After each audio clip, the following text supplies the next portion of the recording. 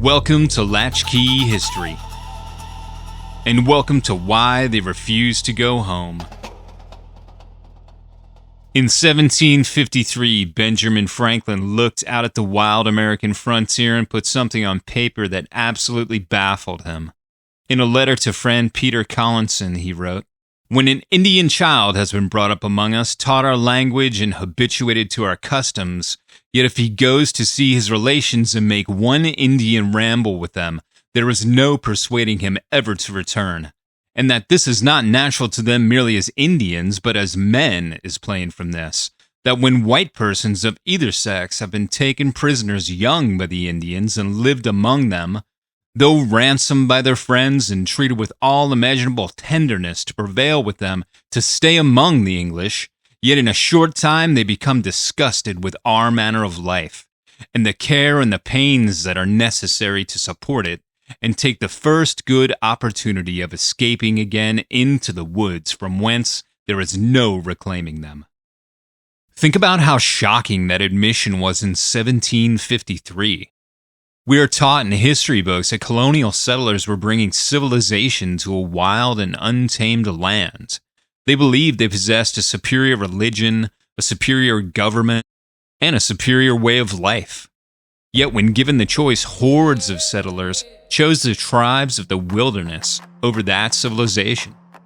There were almost too many examples of this phenomenon to count, and it terrified colonial leaders. They asked themselves, why would any sane person choose a life often described as savage over the comforts of English society? To understand this, we have to look at the human stories behind the statistics. Take the story of Eunice Williams. In 1704, French and Mohawk warriors raided Deerfield, Massachusetts. At the time, Eunice was just 7 years old. Her father was a famous, strict Puritan minister. He survived the raid, was ransomed, and spent the rest of his life writing sermons and praying for her return. He viewed her as a lost lamb in the jaws of the devil. But years later, when he finally found Eunice, she wasn't lost at all. She now had a new name, Genesee. She also had a Mohawk husband and children of her own, and she had completely forgotten the English language. When she eventually visited her white relatives in Massachusetts decades later, she found the environment suffocating. She flatly refused to sleep inside their house. She instead preferred to set up a wigwam in the yard. She lived to be 89 years old, and despite the pleading of her powerful white family, she never went back to colonial society. Then there was Mary Jemison, known as the White Woman of the Genesee. Mary was captured as a teenager during the French and Indian War in 1758. Decades later, after the Revolutionary War, she was given a clear opportunity to return to white society. She flatly refused. She said her white family was gone, killed in the war, and her Seneca family was her family now. She also stated that her half-Indian children would be outcasts if she returned to white society. But to the Seneca, they were cherished members of the tribe. She chose to stay with her Indian family, negotiating land rights for her people and living out her days as a Seneca. So what was really happening here? Why did so many stay? The answer lies somewhere in between the stark difference of two very different worlds and the trade-offs people are willing to make. Back in the 18th century, if you were a poor white settler, your life was defined by a rigid, unforgiving hierarchy. You bowed to your betters. If you were poor, well, you stayed poor. You also probably worked yourself to the bone on a rocky farm just to pay taxes and debts to a landlord. It was a life riddled with anxiety, relentless labor, and strict social rules. Inside the home, more often than not, it was cold and authoritarian. Spare the rod and spoil the child was the rule of the day. Most children were raised with corporal punishment, and fear was very often used as a primary teaching tool. Now compare that to the life they found in the tribes of the Eastern Woodlands. Historical accounts from the time describe a shock of what they called perfect freedom. In tribes like the Mohawk or the Seneca, society was egalitarian. Leaders had influence, sure, but they didn't have absolute power to command you. There were no prisons, no taxes. There were no judges looking to throw you in jail for debt. The economy was different as well. It was communal. No one went hungry unless everyone went hungry. If the village hunters brought back a deer, everyone ate. There was also no beggars in a tribal village. And perhaps most shockingly to the white captives, the children were treated differently. They were raised with immense autonomy and were almost never physically punished.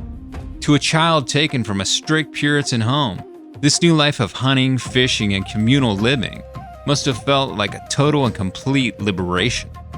But the biggest reason they stayed wasn't just the lifestyle. It was the profound psychology of adoption. This is where the cultural difference is most profound. When a tribe took captives, they weren't always looking for slaves in the way Europeans understood slavery. They instead were often looking to replace the dead. A captive would sometimes undergo a ritual where they were spiritually born again to replace a lost son, daughter, or wife. Once that ritual was done, the tribe didn't see a white person anymore. They saw the returned family member. They were not second-class citizens or servants. They were fully loved, fully protected, and integrated tribal members.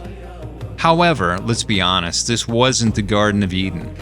It is dangerous to romanticize these tribes as completely peaceful utopias because not all were. Some were strict warrior societies that could be incredibly brutal. If you weren't one of the lucky ones who were chosen for adoption, your fate was often horrific. Take the historical records of a process named the Gauntlet, where captives were forced to run between two rows of warriors beating them with clubs. Also, while women and children were often adopted, adult male captives were frequently, ritualistically tortured and burned alive to avenge the tribe's dead.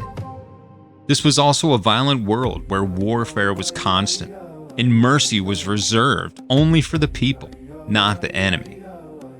And yet, despite that known violence, the people who were spared and adopted into Indian culture almost always stayed. When we try to sum up this strange chapter of history, we see a trade-off that resonates even today. Think about modern life. In a way, American citizens are the spiritual successors of those colonial settlers.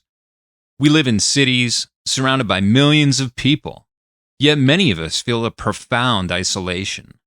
We live by the clock. We define ourselves by our careers, and we worry about our mortgages. It is a civilized life, but it can be a lonely grind when you are just a number. The white Indians gave that up for something else. They chose a life that was physically harder and much more dangerous, but in exchange, they got a community where they were never invisible. They were part of a collective that moved together, ate together, and fought for one another. They looked at the stress and hierarchy of the white man's world. Then they looked at the hard, dangerous, but deeply connected life of the tribe. They decided that being part of the tribe was worth much more to them than just owning a house and a few acres of land.